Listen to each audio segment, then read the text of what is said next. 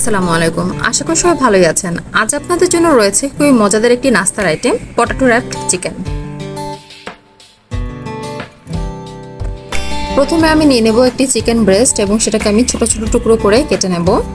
এরপর আমি এতে একে একে দিয়ে দেব স্বাদ মতো লবণ, আদা রসুনের গুঁড়ো, লাল মরিচ গুঁড়ো, গোলমরিচের গুঁড়ো, অল পারপোজ একটা মশলার গুঁড়ো দেবো আমি, যাতে রয়েছে এলাচি, দারচিনি, জয়ফল, জয়ত্রী, শাহি জিরা, পোস্তদানা, লবঙ্গ, আরও অনেক ধরনের মশলা মিক্স, সেটার পাউডার। এবং এখানে আমি যে আদা এবং রসুনের গুঁড়ো ব্যবহার করেছি সেটা আপনারা চাইলে পেস্টও ব্যবহার করতে পারেন, কোনো সমস্যা নেই। তবে যদি পারেন গুঁড়োটা ব্যবহার করতে, তাহলে আমি সাজেস্ট করব গুঁড়োটাই ব্যবহার করার জন্য, কারণ গুঁড়ো মশলাটা চিকেনকে জুসি হতে সাহায্য করে। এবং সবশেষে আমি দিয়ে দেবো একটু ফুড কালার। ফুড কালারটা অপশনাল, চাইলে অ্যাভয়েড করতে পারেন। এবং তারপর আমি দিয়ে দেবো একটু টক দই, যা চিকেনকে দ্রুত সেদ্ধ হতে সাহায্য করে। এবং তারপর আমি দিয়ে দেবো কর্নফ্লাওয়ার। এবং সবগুলো উপকরণ একসাথে দিয়ে দেওয়ার পর আমি চিকেনটা খুব ভালোভাবে মাখিয়ে নেব। মাখিয়ে এটাকে 20 to 30 মিনিট আমি একটু রেস্টে রেখে দেবো।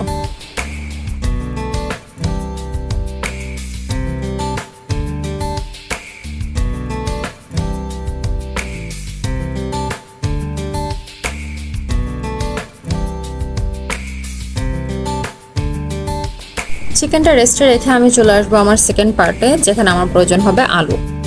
এখানে আমি বেশ কিছু বড় সাইজের আলু নিয়ে নেব। সেগুলোকে ছিলে ভালো করে পরিষ্কার করে ধুয়ে নিয়ে তারপর আপনি ঠিক ভিডিওতে যেভাবে দেখতে পাচ্ছেন এরকম চিকন চিকন স্লাইস করে আমি এগুলোকে কেটে নেব।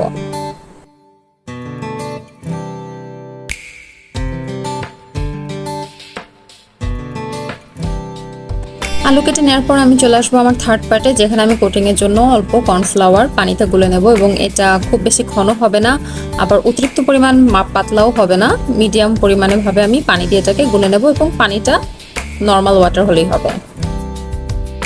এবার আমি গুলিয়ে নেওয়া কর্নফ্লাওয়ারে স্লাইস করে কেটে নেওয়া এক পিস আলু ভালো মতো দুটো পাশ ডুবিয়ে নেব।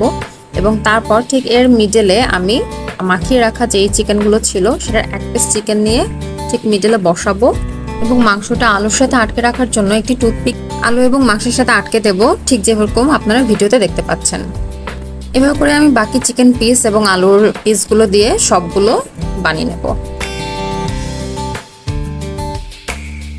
এরপর ডিপ ফ্রাই করার জন্য আমি একটি ফ্রাইং প্যানে তেল নিয়ে নেব। এবং তেল সামান্য গরম হয়ে এলে আমি আলু এবং চিকেন দিয়ে তৈরি করে নেওয়া পিসগুলো সব তেলে দিয়ে দেব।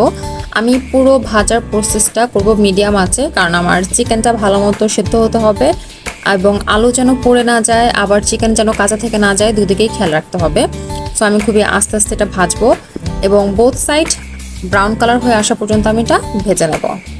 এভাবে করে সবগুলো পিস ভাজা হয়ে এলে সার্ভিং বলে পরিবেশন করুন এবং উপভোগ করুন মজাদার পটেটো র্যাপড চিকেন।